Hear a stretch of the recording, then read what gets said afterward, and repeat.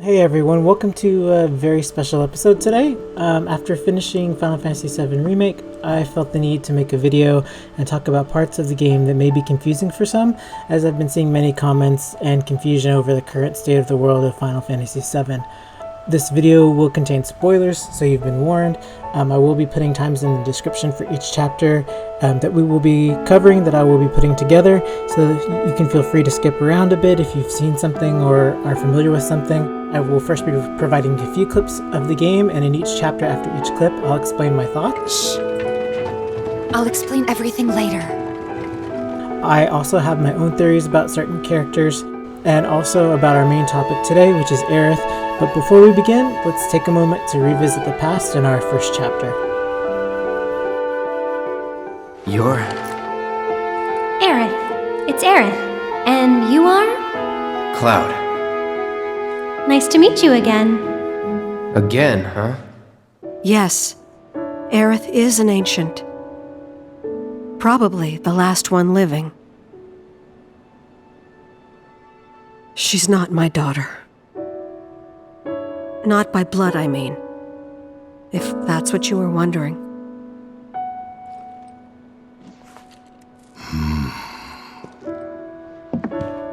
About 15 years ago. My husband, he'd been shipped off to fight on the front lines. But then I received a letter saying he'd be home for a bit. So when the day came, I went to the station to meet him.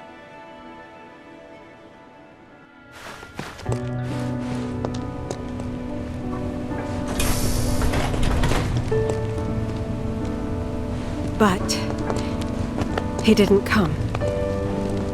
I couldn't help fearing the worst, even then.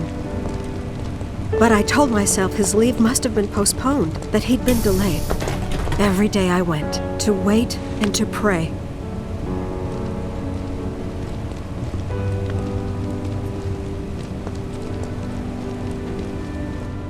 And that's how I met her and her mother. I thought maybe they'd run away from Wall Market, or that they were topsiders fallen on hard times. I'd seen that sort of thing a lot.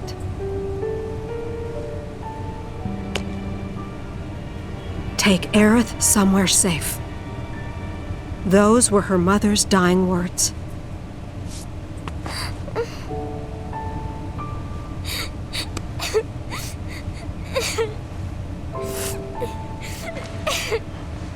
My husband had been away for so long, and I was lonely. So I convinced myself the safest place for the girl was with me.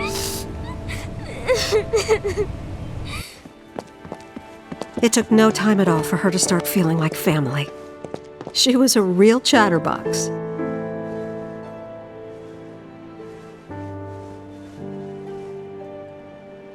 She told me strange stories. Like how she and her mother had escaped from some sort of facility. And how she wasn't sad because her mother had just returned to their planet. Their planet, huh? Yeah, that sounds about right. I didn't understand any of it at the time. When I asked if she meant one in the sky, she said no, this one, right here. I mean, what can you say to that?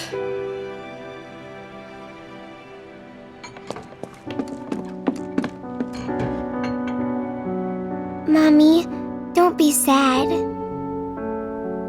That's what she said to me one day, out of the blue. So I asked her, what's wrong? A man you really, really loved just died. His heart came a long way to say goodbye. But he couldn't stay because he had to return to the planet.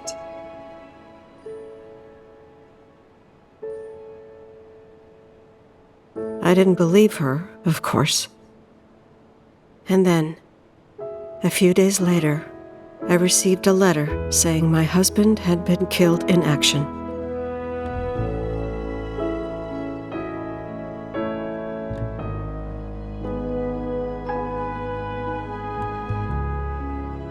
Things like that, she'd just know. It was a lot to deal with, but we were happy. And then came the knock. Coming!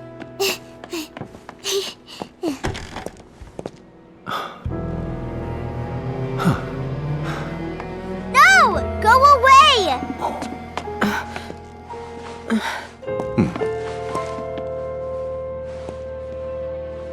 Aerith, you know you're not just any little girl. You're a descendant of the ancients. I had no idea what he meant, so I said, "Who are the ancients?" They were the original stewards of the planet, whose boundless knowledge and wisdom shall guide us to the promised land. Some believe the promised land to be a myth, others an allegory of sorts. But we take the words of the scriptures at face value and believe it to be quite real. Which is why Shinra would like very much for Aerith to help us— You're wrong! I'm not an ancient! But Aerith, even when you're all alone, don't you hear voices whispering secrets? No, never! But all three of us knew that wasn't true. That man knew exactly who Aerith was, where she'd come from, and what she could do. Now that we're caught up on Aerith's childhood, we come to the present where things get a little interesting. Oh. Well, look who it is. Talk about a coincidence. What are you doing here? Waiting. Why? Because I'm not sick of you yet. Lead on, then. With pleasure. At first, I attributed Cloud's headaches to his trauma and PTSD type symptoms like in the original game, and that is that it's messing with his mind. But then moments like where Aerith is walking away from Cloud here remind me of events that actually took place in the original. Is something wrong? Aerith came to Cloud in a dream before heading off to the city of the ancients to pray to awaken Holy. Cloud, get it together. Come on. You don't know who Sephiroth is, do you? Sephiroth, the war hero? I know he died in an accident 5 years ago. They said so on the news. Maybe they did. But I've got a feeling he's still alive. Oh, right. Come on, let's go. Throughout the game, there are moments where Aerith seems to stop herself mid-thought or pauses, and at times she acts as though she recalls moments rather than experiencing them for the first time. What if the Turks show up again? It'd suck, but I've dealt with them before. Honestly, I'm much more worried about you. What if you get lost, huh? You'd be too embarrassed to admit it, and so you'd just keep on going. Quit acting like you know me. In this moment here, Cloud becomes irritated that she speaks like she knows him, when in fact it seems she understands him actually quite well. I started to suspect Aerith wasn't a reboot Aerith after the moments where her personality became insistent or more assertive in some instances. Go. Follow your heart. Aerith volunteers to look for Marlene while Tifa had yet to even ask. Aerith, there's a bar in the center of town, 7th Heaven. I need you to— Get Marlene to safety, right? It's okay. I'll find her. Some would say because they talked about it in the passing, or because the vision from the train graveyard tipped Aerith off to assume Tifa would want her to look for Marlene, but her interactions betray that assumption. Can you take her to the bar for me, Wedge? Consider it done! You're Marlene, right? Who are you? I'm a friend of Tifa's. Where is she?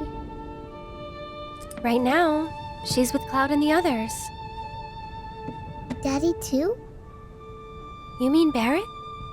Yep, he's there too. Wait, Daddy's not coming home? Not yet. That's why I came to find you.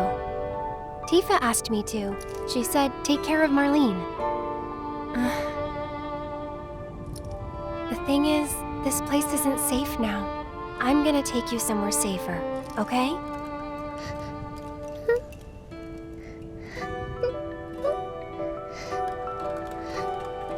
Are they gonna destroy the bar? Are they gonna destroy our house?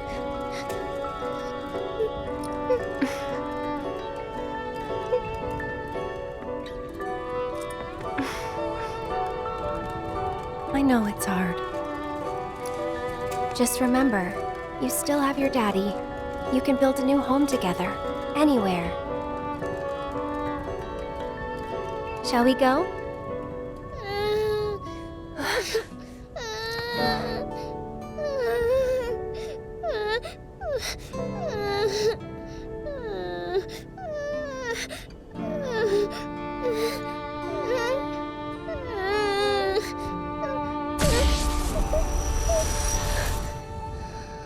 Huh?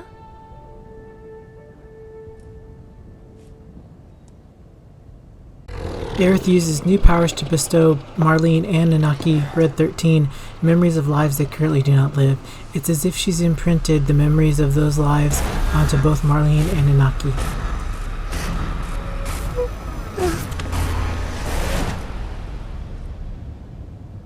You smell nice. Oh?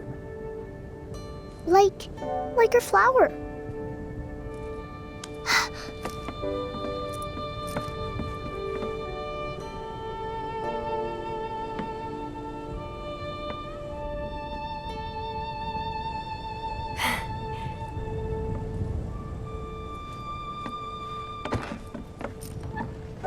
I hope you remember it.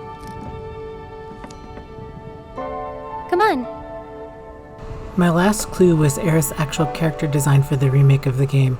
Everyone of the main cast looks the same, except the way that they changed the way that Aerith looks. She no longer has the same outfit as before in the original. However, all the others seem to maintain the same style and look and feel of the original.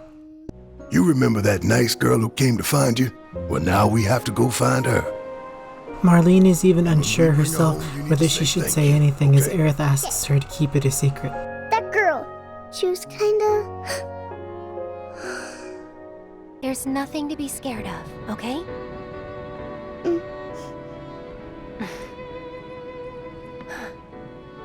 How about we make a deal?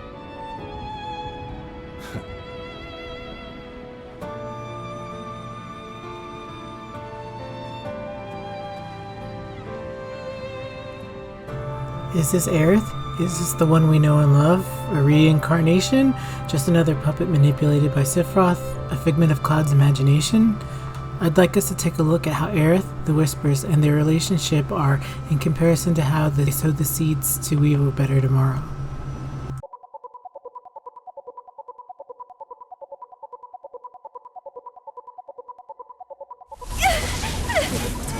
We first encounter Aerith being pursued by Whispers. Cloud isn't able to see them.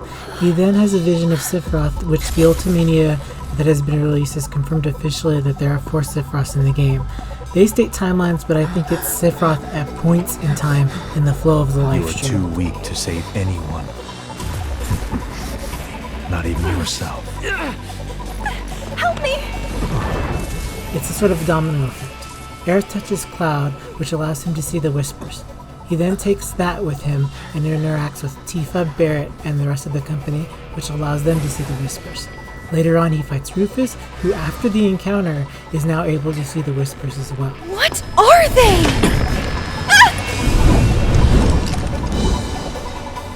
Whispers. They are drawn to those who attempt to alter destiny's course and ensure they do not. The flow of the great river that is the planet, from inception to oblivion. And you're saying that that flow is somehow fixed? Yes, for it is the will of the planet itself. Aerith, what are you not telling us? I'm lost in a maze, and every step is taking me further from the path. Through this explanation, we see that Aerith originally was the only one that was being pursued by the Whispers. Follow them. The yellow flowers. When Aerith reached out to me, I found this knowledge of the Whispers. All born are bound to her. Should this world be unmade, so too shall her children.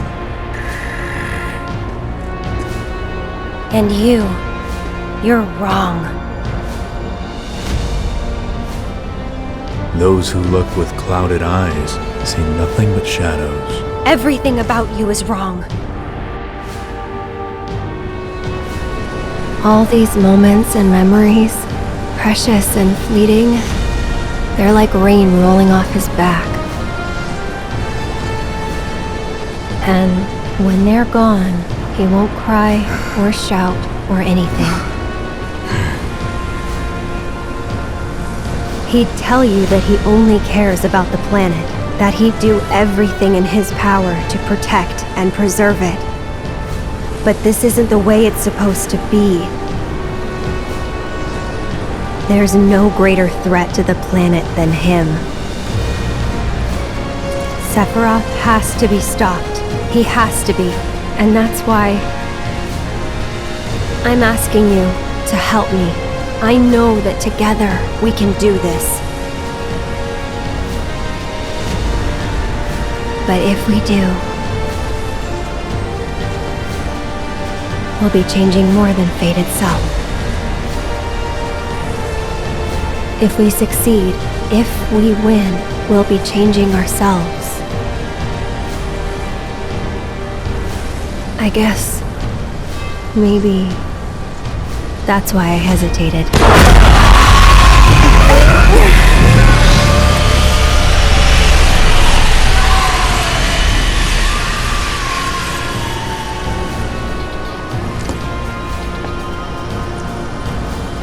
You said it yourself.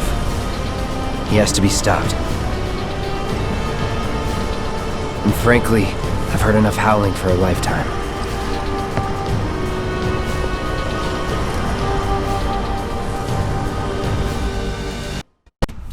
At this point, I can start to form my theory.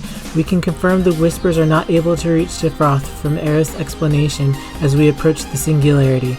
I refer to the Singularity as a spool of yarn that has many possibilities with threads coming off of it. There are major events in the flow of the Lifestream from the history of Final Fantasy VII that we know are tied to Midgar, whether events or destinations. We know Zack was headed to Midgar at the time of his death. We know the original Final Fantasy VII started in Midgar and also ended one of its last scenes within the city itself. We know that Dirge of Cerberus and Advent Children also take place in or around the city. All of these places have memories of events attached to these moments within the flow of the Lifestream. So how is it that Aerith knows so much? Could she be receiving memories from those other strands through the transmission of the Lifestream itself? This is something I can't confirm, though we can now see there's more to Aerith than meets the eye. I suspect Aerith has traversed the flow of the Lifestream to take the moments or memories of events to alter them and construct a new thread. Meanwhile, Sephiroth has his own means to an end. As if in a game of chess, both Aerith and Sephiroth have the goal of untwisting the threads containing knots of fate tied to the Singularity in order to construct very different ideal worlds. The Whispers, who don't want any changes, cannot pursue Sephiroth, so they go after Aerith as she sparked the initial change, the domino effect we had mentioned earlier. Aerith does not want to change her friends or their history drastically, so she chooses to play her part as if in a play. She reenacts the moments important to their development through recalling them herself and making tiny edits like an author to a new edition of a draft. She watches what she says, what she does, and how she acts in order to maintain the way the initial events unfolded.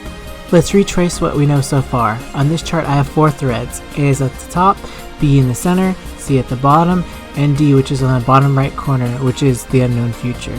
This could be a new spin-off thread off of the others, or it could be inserted at the end of either B or C depending upon what will be confirmed in part 2 of the remake.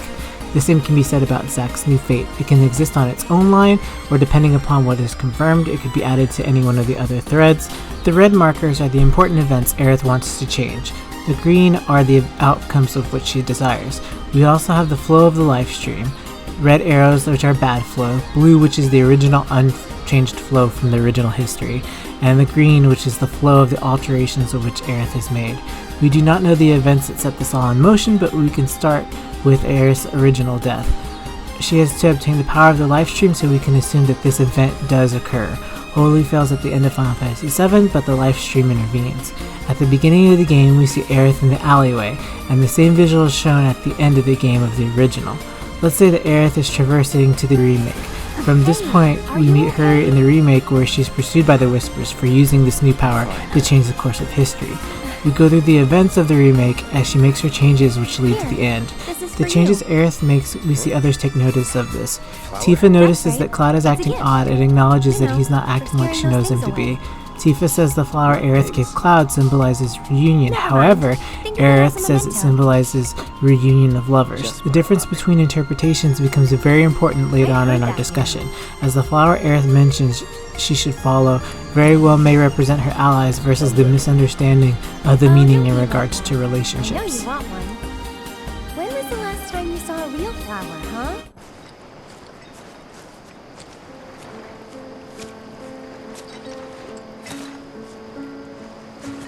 Can't sleep? No. You too? I heard footsteps. Sorry. Didn't mean to wake you. I'm a light sleeper. It's a soldier thing. That flower you gave me the other night, that was from Aerith, wasn't it?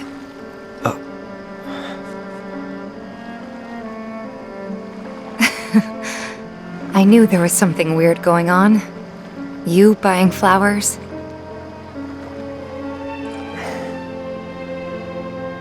They symbolize reunion, believe it or not. I was curious, so I looked it up. I tried to keep it alive as long as I could. But now, it's dead and buried. Like the bar, our home, and everything else.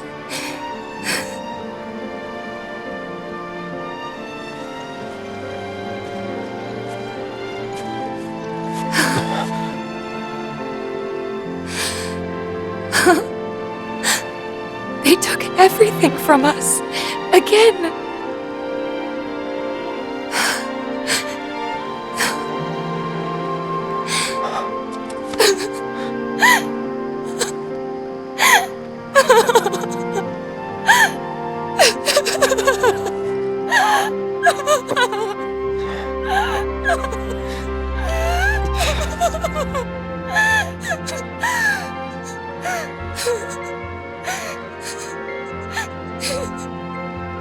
Aerith appears to Cloud and warns him not to love her, even if he thought the feelings were real. We receive another hint as he reaches for her, and parts of the Lifestream come off Aerith. Cloud's hand runs through her. It's as if she is a projection made possible from the Lifestream in the sky. I feel in the flower field scene, had they maybe placed Aerith in her old outfit, that would dispel confusion. Or perhaps she's one and the same Aerith and actually is physically in this current time. You okay? Don't I look it? I used to live in the Shinra building, back when I was really little. Your mom told us. Right. So it kind of feels like I've gone back to my childhood home, you know? Honestly, it's not that bad. So what? You want to stay? Come on, Cloud. Don't be silly. Your mom's really worried too. Too? So you're worried about me? Of course I am. I'm sorry about that. Really.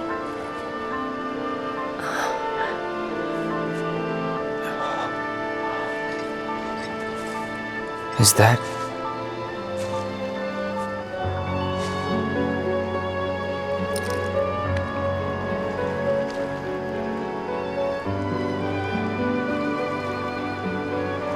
Everyone dies eventually. I suppose. So we need to make the most of the time we have. To live our lives the way we want to live. Every minute, every moment matters. I'll remember that. Good.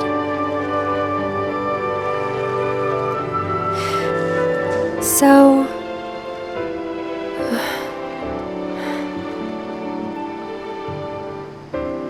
You need to embrace this moment. Right?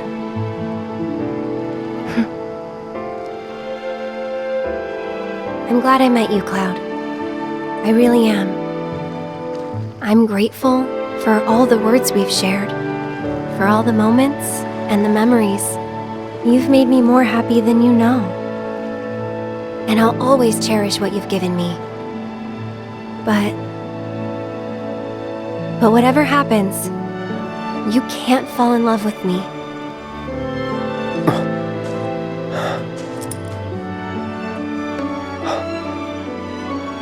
Even if you think you have, it's not real.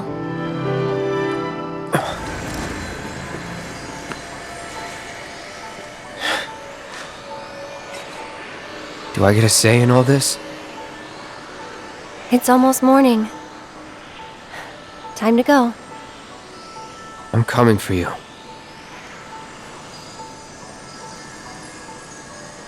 If that's what you want. Thank you. This can't be our future.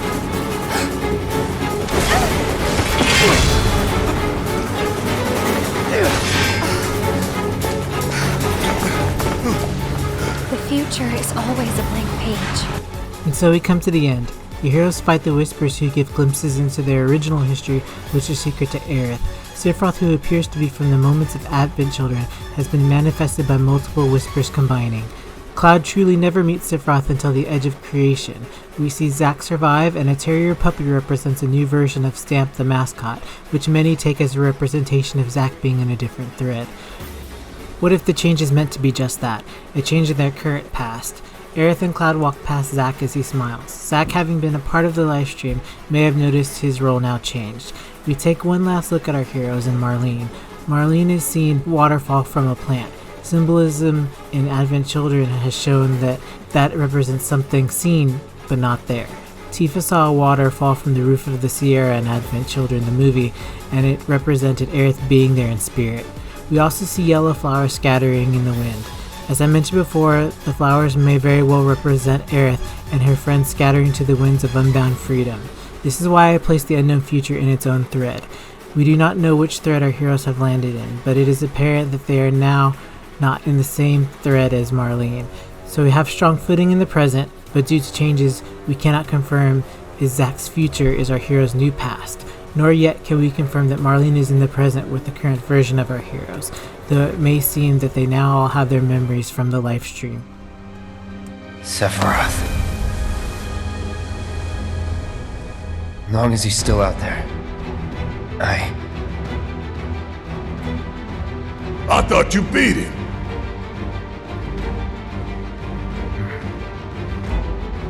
We can.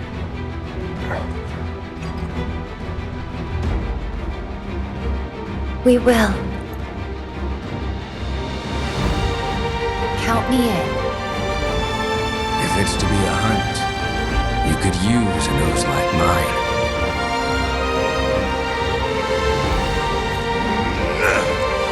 I'm in too. Bastard wants to destroy the whole planet, doesn't he? An enemy of hers is an enemy of Avalanche.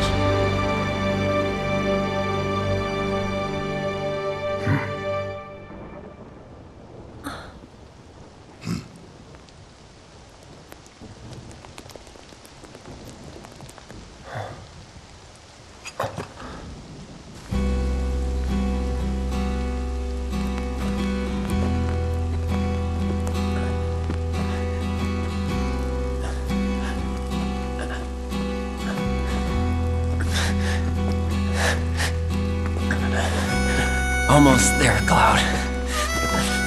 We're almost there.